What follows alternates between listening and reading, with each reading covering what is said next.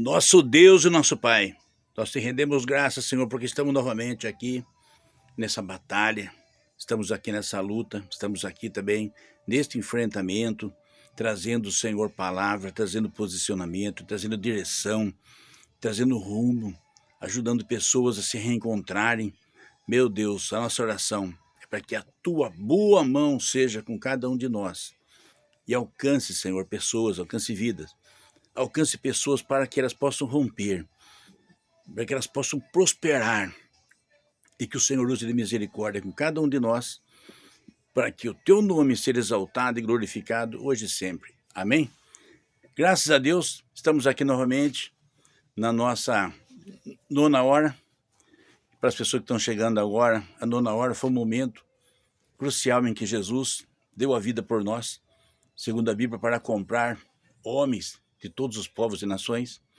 Também a nona hora foi o momento em que Pedro, já recebendo e sendo cheio do Espírito Santo, ele sobe até o templo Formosa, encontra lá, aquele coxo de nascença, pedindo esmola, e Pedro diz para aquele coxo: olha, eu não tenho prata e eu não tenho ouro, mas o que eu tenho, isso eu te dou. Levanta e anda em nome de Jesus. Eu tenho fé, eu tenho graça, eu tenho a presença do Espírito Santo, eu tenho autoridade espiritual para isso. Levanta e anda em nome de Jesus. E naquele momento ele levantou. Então, a nona hora traz para nós um momento de impacto, sabe? Um momento em que você precisa crer, você precisa ficar ligado. Porque eu tenho certeza que esse vídeo vai chegar para casas e para famílias que muitas vezes as pessoas estão passando por um momento difícil. Eles estão passando por um momento, às vezes alguém está desempregado, alguém está doente, alguém está em dúvida, alguém está triste. E aqueles que estão bem estão agradecidos, porque o Senhor é bom e a sua misericórdia estende-se de geração em geração. Nesta sexta-feira que estamos fazendo a nona hora, nós vamos trazer um assunto a respeito do momento em que Jesus está passando, pregando o evangelho, curando as pessoas e ministrando a palavra dele, e que João Batista, nesse momento, já é preso. Então ele manda os seus discípulos, aqueles primeiros que ele batizou, que João Batista batizou, perguntar se Jesus era esse mesmo que ia vir, que ele queria saber que ele estava pronto para, talvez, provavelmente, sabendo já que seria executado na prisão. E Jesus, ele fala para ele, que os enfermos são curados, que os coxos levantam e que o ministério dele está muito eficaz. Para nós, que estamos falando hoje a palavra de Deus, isso aí, irmãos, é de uma veracidade muito impressionante. Porque eu já falei em alguns vídeos, mas falo novamente, durante 400 anos, diz a Bíblia que profeta nenhum estava falando na terra.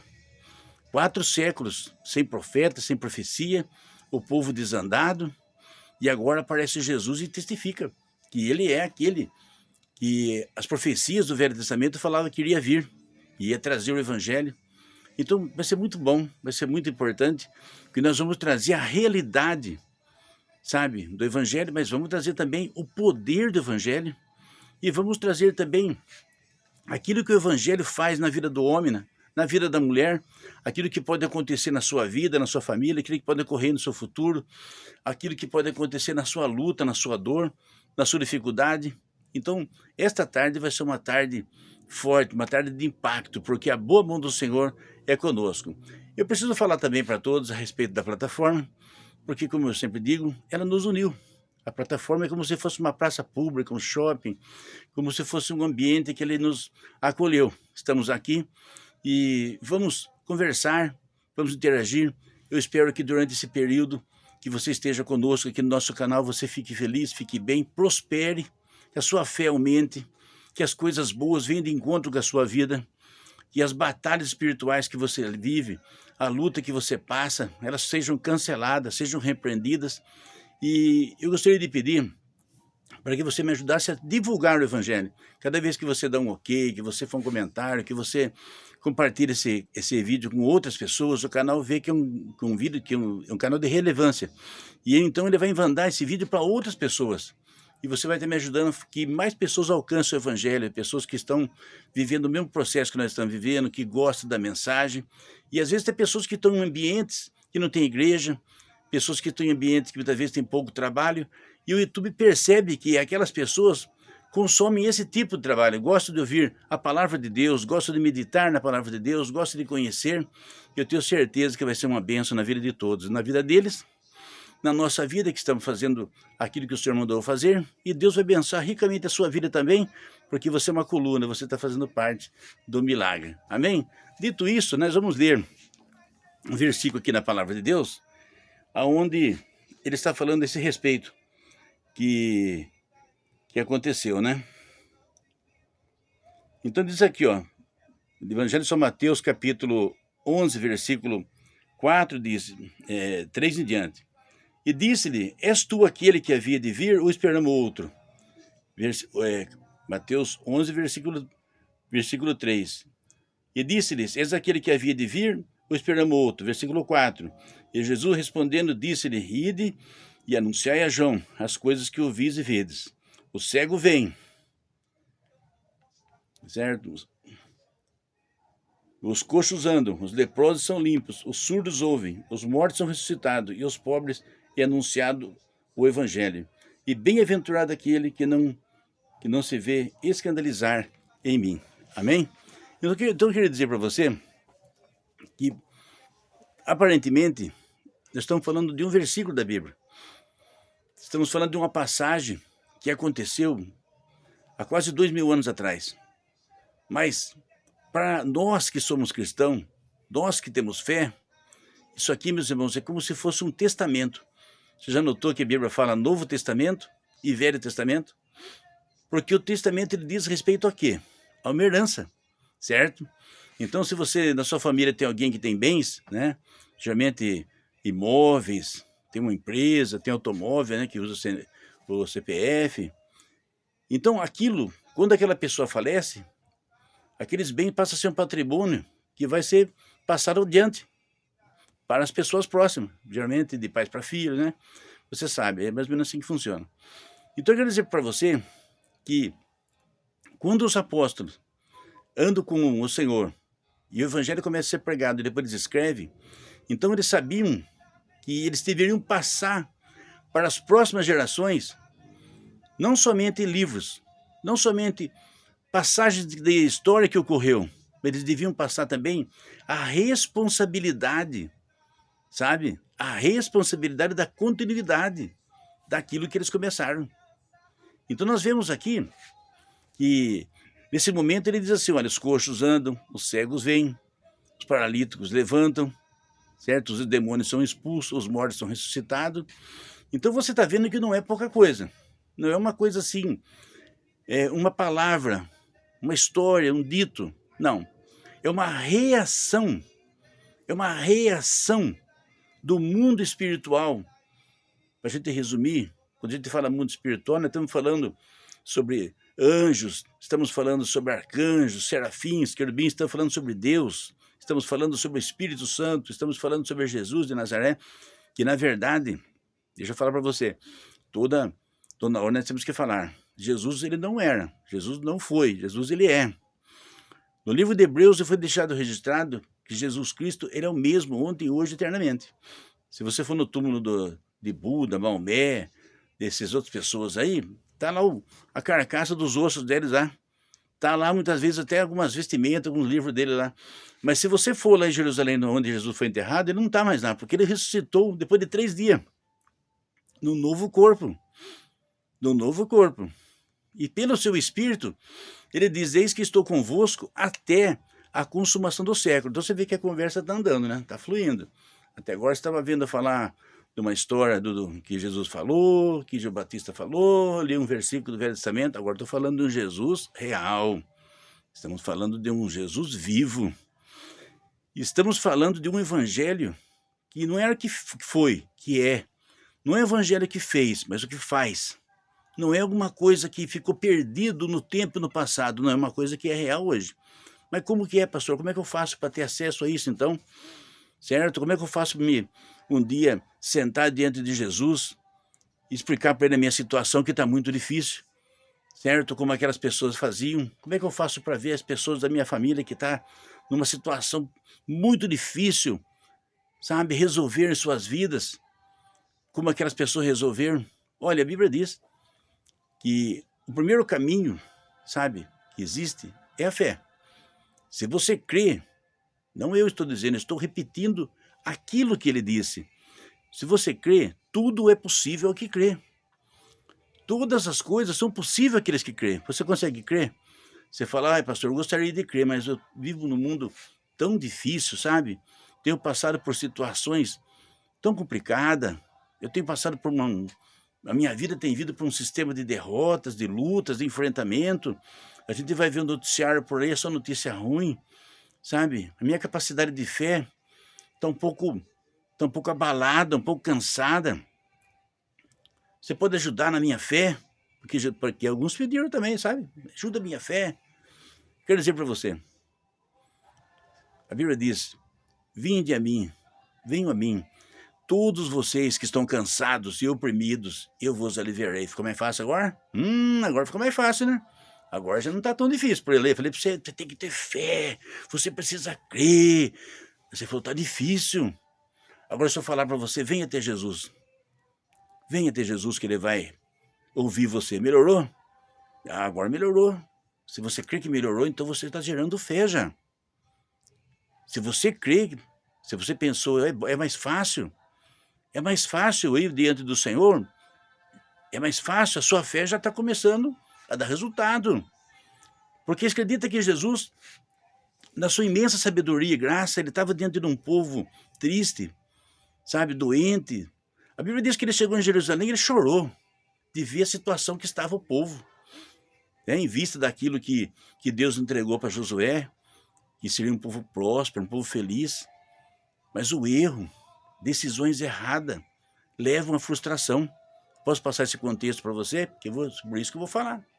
O que leva as pessoas a ir para o fim da fila? O que leva as pessoas, muitas vezes, a viver, sabe, famílias na frustração, caos, sabe, total interrupção da vida do sistema, é decisões erradas. Decisões erradas. Você pode ver que quando Deus entrega a criança na mão dos pais, a criança não bebe, a criança não fuma, não usa droga, não mente, sabe? Ela não tem maldade no coração, ela não tem a perversidade no coração, ela simplesmente está ali, sabe? Eu tenho um netinho, de vez em quando eu passo lá para ficar perto dele, e ele fica desligado. Eu até brinco, falo, aproveita que você está crescendo, uma hora a casa cai, né? É bom ser criança, né? Quando todo mundo passa a mão, todo mundo alisa, quando são de colo, é de colo em colo. Ele gosta muito da mãe dele, né? Que é normal, todos nós, né? Quem é que não gosta da mãe? É pegado, igual de ficar o tempo todo, né? Se alguém não distrair, ele quer ficar com ela 24 horas por dia, porque é muito bom ter mãe, curtir mãe, viver no colo da mãe, é coisa que todo mundo gosta. E o tempo passa e as responsabilidades vêm de encontro. Eu, quando passo na rua, eu vejo muitas vezes moradores de rua, eu vejo notícias de gente corrupta, eu falo, meu Deus, o que leva o ser humano a decair, a ficar debaixo dessa situação contrária, desse jugo? Sabe, as pessoas se renderem dentro do caos, decisões erradas, escolhas erradas, companhias erradas, sabe? Muitas vezes a pessoa procura o caminho fácil. Tem muitas pessoas que procuram viver de uma forma sem trabalho, sem luta, sem resiliência, sem enfrentamento. E esse negócio do caminho fácil leva as pessoas, muitas vezes, a consequências inesperadas. Uma vez, numa época que nós éramos jovens, então a gente ia nos cultos, nas casas, a gente sempre comentava as coisas que aconteciam, andando a pé, assim, sabe, curtindo aquele momento, sabe? Hoje está tudo tão complicado, todo mundo sem tempo, mas aquele tempo era mais fácil, né? A maioria não tinha carro, carro era uma coisa muito cara naquela época, e a gente sempre andava junto, conversava, sabe, tinha tempo, né? Então ele estava contando, um dos nossos irmãos, que havia um trabalho numa fazenda, e a fazenda chamava Volta Redonda. Aí as pessoas perguntaram por que chama Volta Redonda, né? E um dia alguém falou, vou explicar para vocês por que chama Volta Redonda, essa fazenda aqui, esse lugar aqui. Então ela contou que tinha um culto de uma casa, mas para chegar lá, eles faziam uma curva. Porque antigamente as pessoas que faziam estrada, vocês podem notar, eles procuravam evitar barranco, evitar montanha, evitar monte, evitar brejo. Então o que acontece? Uma linha reta, às vezes, ia demorar 10 quilômetros, fazendo tudo aquelas curvas, acaba dando 15 quilômetros, 16, 17 quilômetros. E para chegar de onde eles iam ir fazer o culto até o outro lado, tem que fazer uma volta, sabe? Aí começou a falar Volta Redonda. Volta Redonda é o nome daquela região por causa daquela afastamento que tinha da reta, né? Se a reta era uma coisa, se dá a volta, não é reta mais, é volta.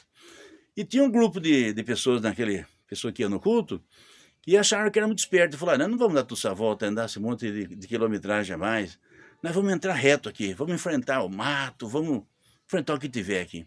Gente, aí eles contam, né? Eles contaram. Vai a um lugar, começa com cerca de arame farpado para ser cagado. Aí vai lá, rasga a roupa. Vai no outro lugar, pega um monte daquele... Quem conhece a área rural sabe que tem umas coisas que grudam na roupa, sabe? Costuma chamar arranha-gato, picão, sabe? Vai mais um pouco, não tinha passagem, tem que passar no meio da água, suja toda a calça. Vai para outro lugar, pega um barranco, pega terra. Gente, aquela turma que foi na Volta Redonda foi conversando, cantando hino, batendo papo. Chegaram, né? Chegaram lá. Mas chegaram bonitinho, arrumadinho pro culto, né? Roupinha arrumadinha, ajeitada. Aqueles que entraram pro meio de enfrentar a pressa, o desespero, chegaram tudo sujo, rasgado. Falaram assim, olha, a volta redonda às vezes é melhor. Quero dizer para você que na vida, o certo, às vezes ele cobra um preço. Ele atrasa, dá trabalho. Então é aquilo que faz com que você muitas vezes lide com dificuldade, sabe, da melhor forma possível. Quando chega no momento de arrumar um emprego, você precisa de dinheiro, você fala, não, eu vou arrumar um trabalho honesto. Eu vou arrumar um trabalho, sabe, que me remunere, mas eu possa voltar para casa com orgulho, com dignidade. Aí aparece alguém e fala, não, esse negócio de trabalhar, negócio, sabe, é a gente procurar dinheiro fácil. O dinheiro não é lícito, mas é fácil.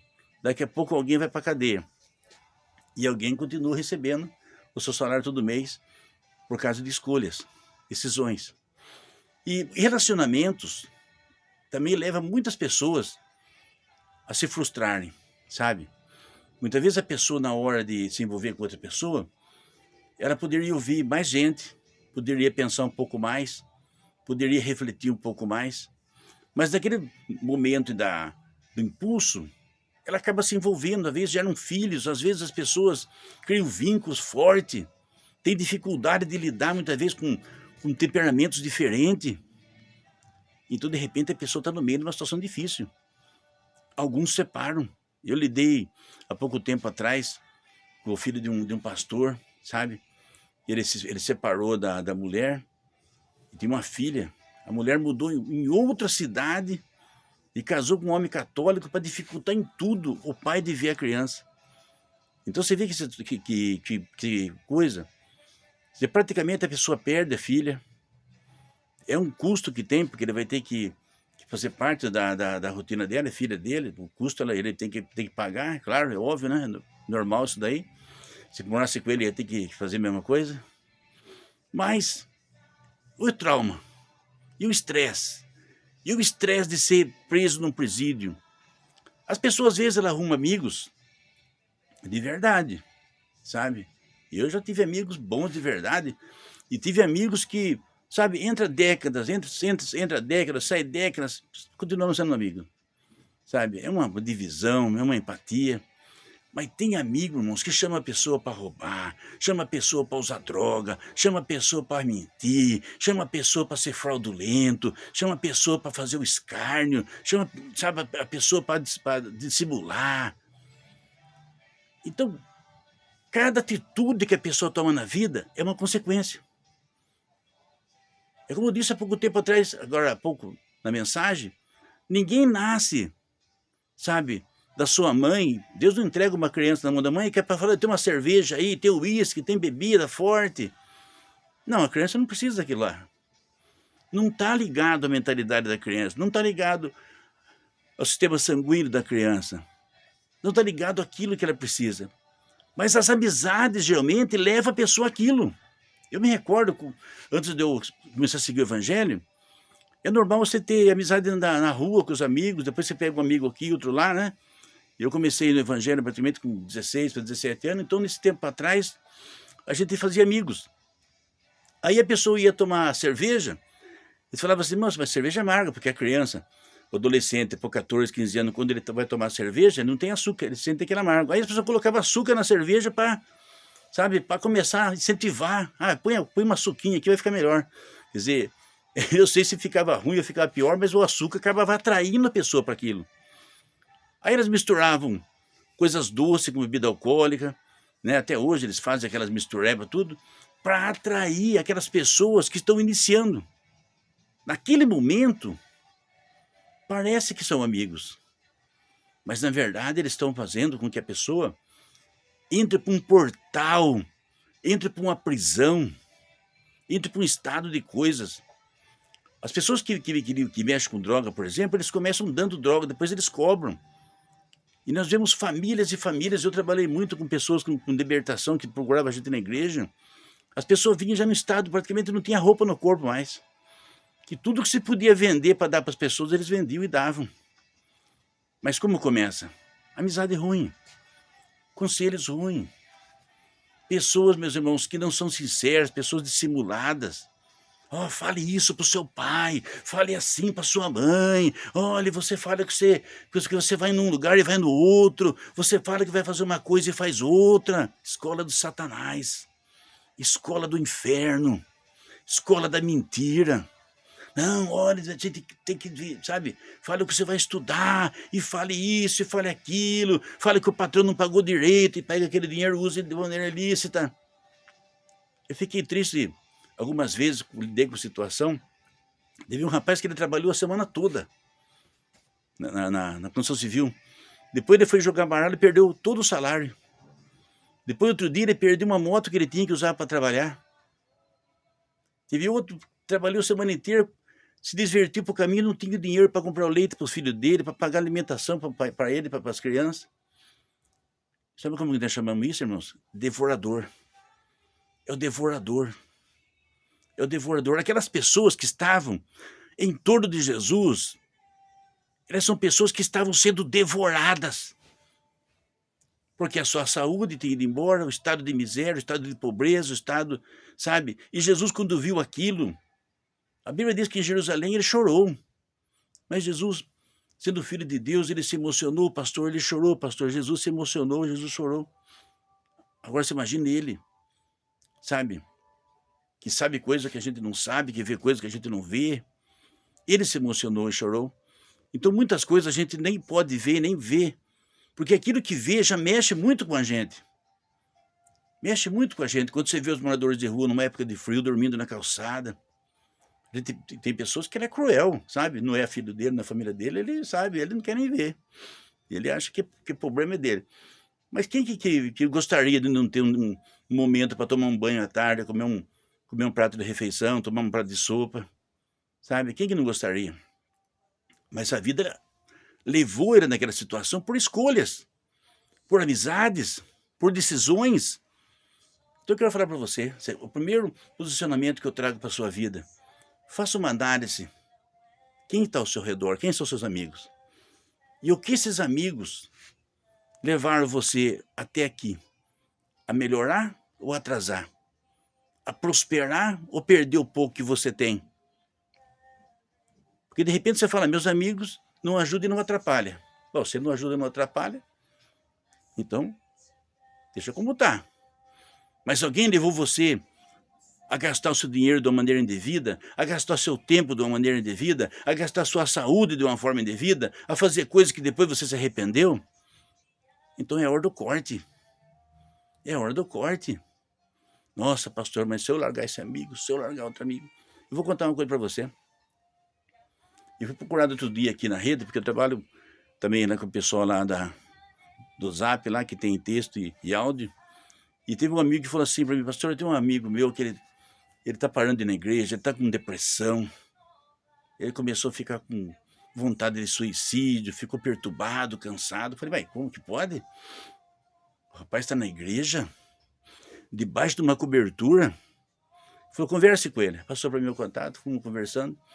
Aí ele falou para mim, ele falou que ele estava indo na igreja, depois ele começou a trabalhar numa empresa e pegou amizade com uma moça. Falei, ih, já começou, hein? Já começou. Jezabel já mandou a secretária dela, porque o diabo, quando vê pessoalmente, ele manda a secretária. Falei, já, esse negócio eu já sei onde vai terminar.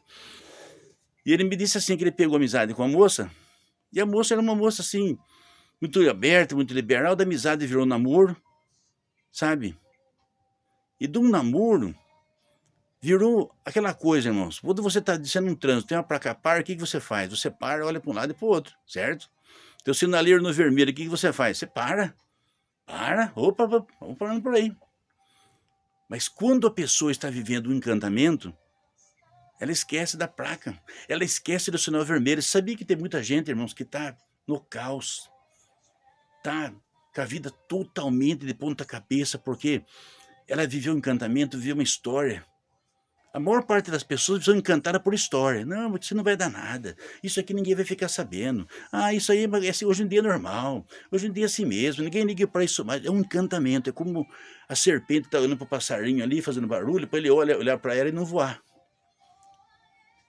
Então tem pessoas que elas passam para você uma influência para te arrastar para o caos. Olha, o primeiro amigo que aparecer para você e pedir para você mentir junto com ele, pronto, esse já não é seu amigo mais. Você está tendo a sua escolha. Ou você descarta ele, ou você abraça o diabo.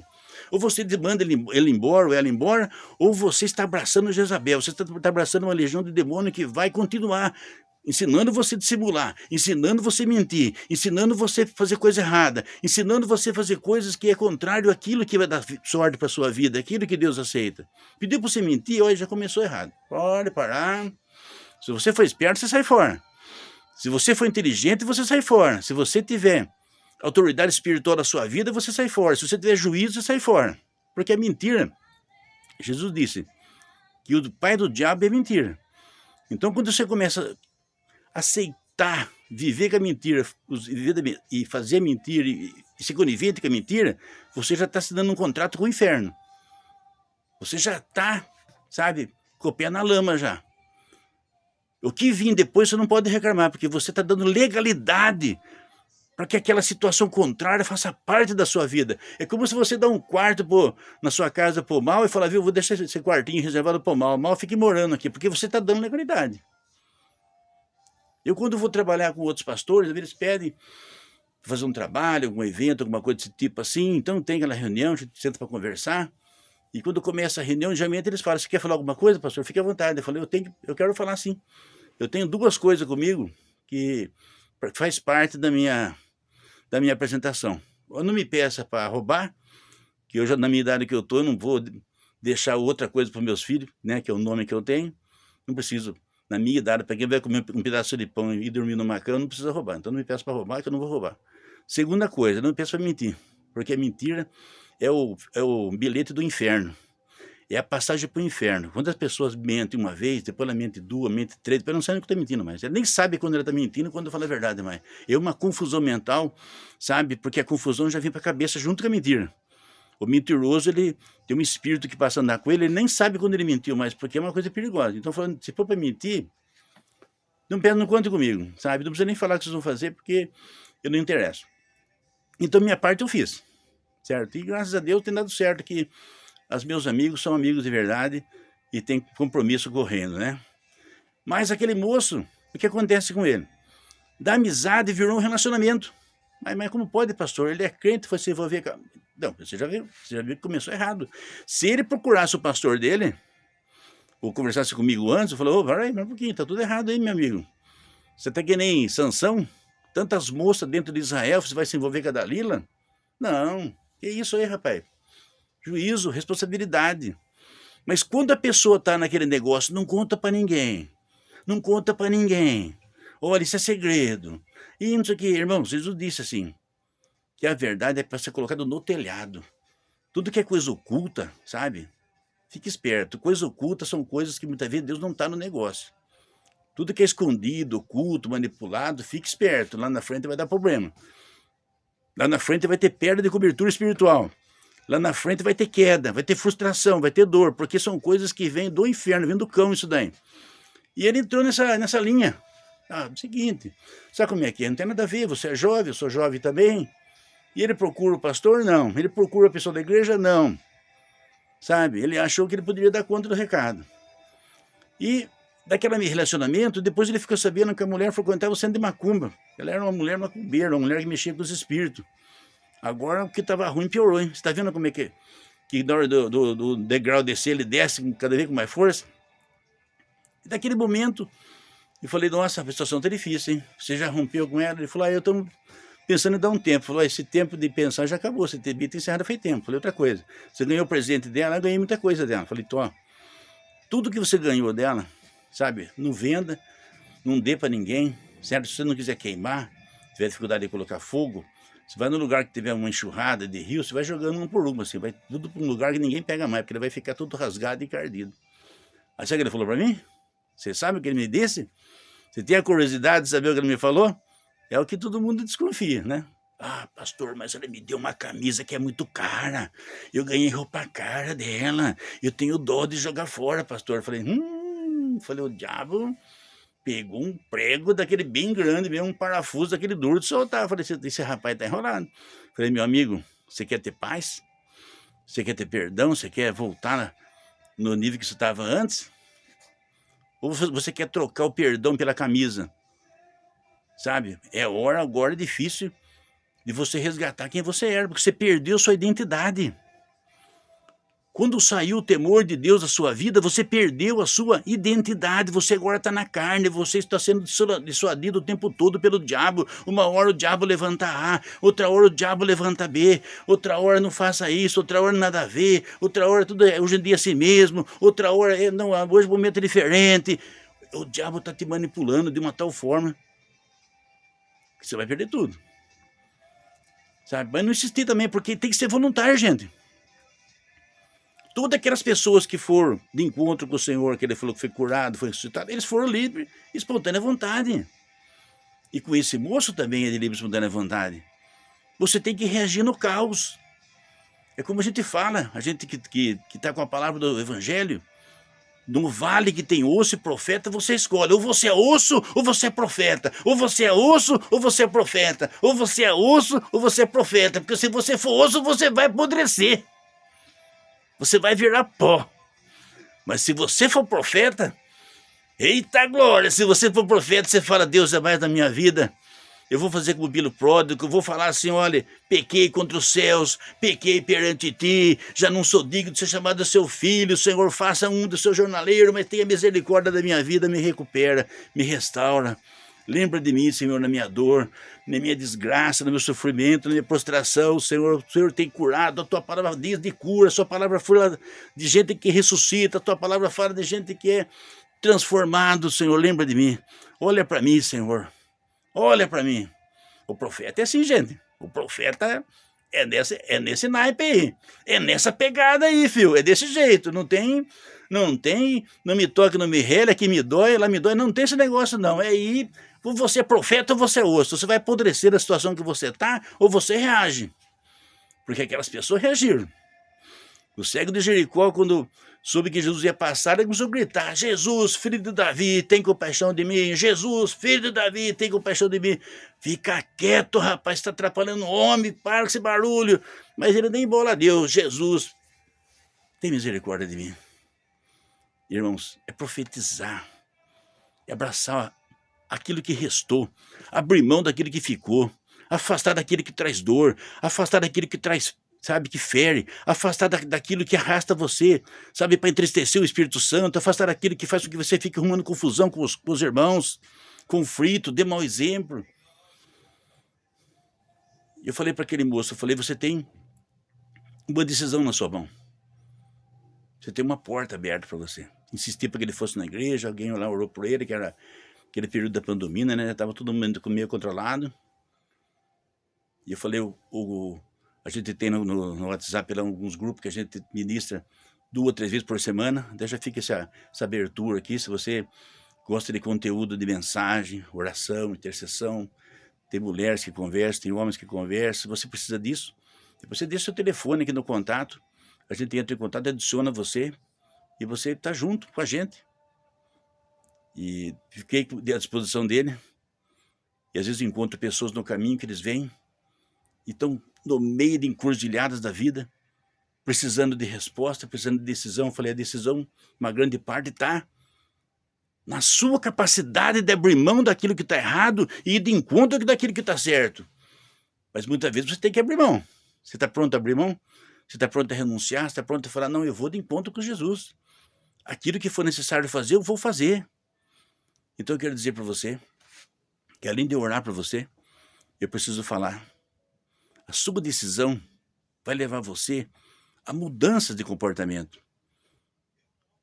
Você precisa se aproximar da fogueira, se aproximar de onde está a chama do Espírito Santo.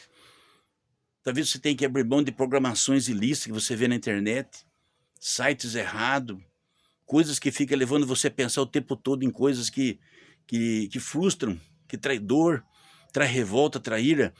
E começar a frequentar uma igreja, se tiver uma perto da sua casa, melhor ainda. Se você tiver um amigo ou dois que frequenta a igreja e ele puder ir junto com você, melhor ainda.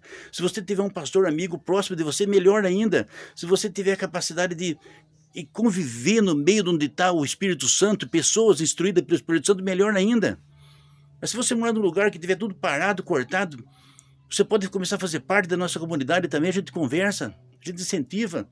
E Deus, pelo seu Espírito Santo, vai levar cada pessoa mais perto de você.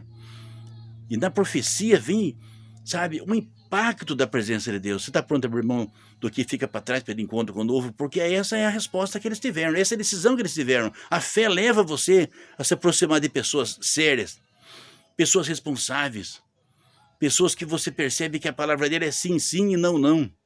Pessoas que você olha para a vida dela e você vê que existe responsabilidade. Você olha na maneira da pessoa se vestir, na maneira da pessoa falar, na maneira da pessoa viver. É uma coisa que se multiplica. Se o Espírito Santo está lá, ele vem para a sua vida também. Mas se o mau caráter estiver lá, a tendência é você ficar mau caráter também. Se você perceber que uma pessoa também frequenta algum lugar, mas ele é uma pessoa exatamente igual ao mundo vive, cai fora, porque você vai ficar parado no meio do caminho. Você não entra e ele não entra também. Mas se você percebe e fala assim, olha, aquela aí é uma mulher séria, aquele homem é um homem sério, aquela família é uma família séria, tem responsabilidade, eu me identifico com aquilo que eles são, que eles fazem. É o começo. Ler a Bíblia é continuidade. Entrando no seu quarto, a Bíblia diz que se você entra no seu quarto e fala com Deus, ele ouve tudo aquilo que você fala. É continuidade. Sabe, quando de repente Deus move você para assistir um culto, um movimento, um trabalho, é continuidade. E o Senhor disse, vem a mim, todos que estão cansados e oprimidos, eu vos aliviarei. Vou orar por você. Meu Deus e meu Pai, nós temos falado a Tua palavra, temos testificado. Essas pessoas que vão fazer parte desse vídeo, que são parte da nossa comunidade, Senhor, que são parte do nosso canal, eu quero interceder pela vida deles, pela família deles, pelo futuro deles. E se houver qualquer coisa entre o Senhor e eles, Senhor, derruba por terra, e que a conexão prospere, que seja uma semente que dê vida, que seja uma bênção, que eles consigam ter paz, que eles consigam ter resultados, ser transformados, eles, seus familiares, e que seus nomes sejam escritos no livro da vida, Senhor, porque eles vão conseguir prosperar naquilo que eles estão fazendo. Você recebe, seja tocado, seja abençoado, em nome de Jesus. E nós temos aqui também no nosso canal, além desse trabalho da Nona Hora, que toda sexta-feira estamos orando e ensinando e pregando a palavra, nós temos a jornada nas parábolas. As parábolas é um termo que é usado por histórias que Jesus, ele mesmo disse, não é uma coisa que passou de uma pessoa para outra, ele mesmo disse essa história, mas baseada em fatos concretos, baseado em coisas que vão acontecer. Ele diz, passará os céus e a terra, mas as minhas palavras não hão de passar. As parábolas são como uma placa de um trânsito, olha, pare, continue, agora você pode ir, agora você fica. Se você seguir na jornada das parábolas, e receber a orientação dela, você não vai ver Jesus como você viu até agora, você não vai ver a igreja como você viu até agora, você não vai ver o reino dos céus como você viu até agora. Sua vida muda, seu caráter transforma, a boa mão do Senhor é na sua vida, você crê? Venha conosco na jornada nas palavras. Até o próximo vídeo, Deus abençoe a todos, em nome de Jesus.